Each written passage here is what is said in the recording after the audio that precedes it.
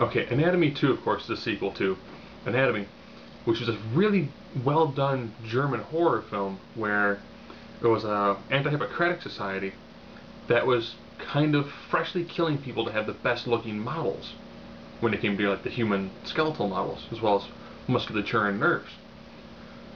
I thought that movie did an amazing job when it came to the prop work that they did for those things. So I saw the sequel. All right, sounds good.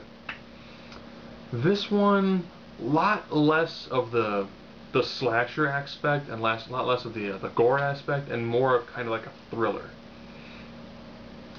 In this one, you have again the similar society, but this time they're working on synthetic muscles. Okay, they put what looks kind of like a small device in your spinal column, allows them to almost remotely control some of the muscles in case they need to make sure that they work properly and do diagnostics.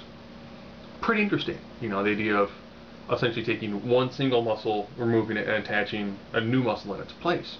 That can give you up to 400% more output. It's actually super interesting. However, there are side effects. You know, one person all of a sudden loses all feeling in their body, and occasionally, since they are controlled by a computer, someone else can take control of your body in some cases. So the idea, of course, is to constantly push the envelope to go farther and farther, to have this huge medical breakthrough and to win a Nobel Prize. Okay.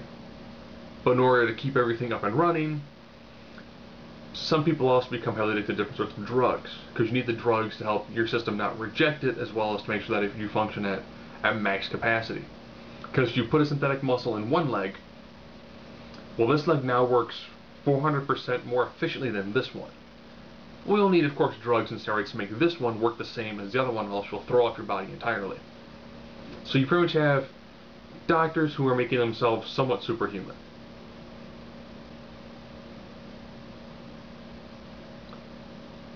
And then as their egos become larger, there ends up being the slow murdering one by one to make sure that you can, you know, not have anybody slowing you down to constantly push the envelopes and make these huge medical breakthroughs. Not bad. It works well from more of a thriller standpoint, and the prosthetics for the implants were done very well.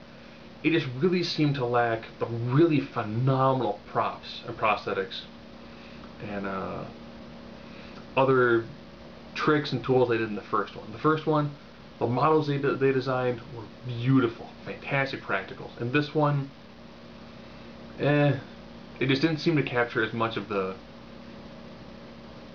raw physicality that you saw in Anatomy 1. Still a very solid movie. I'd probably say it falls more into a thriller category than it does in a true horror film.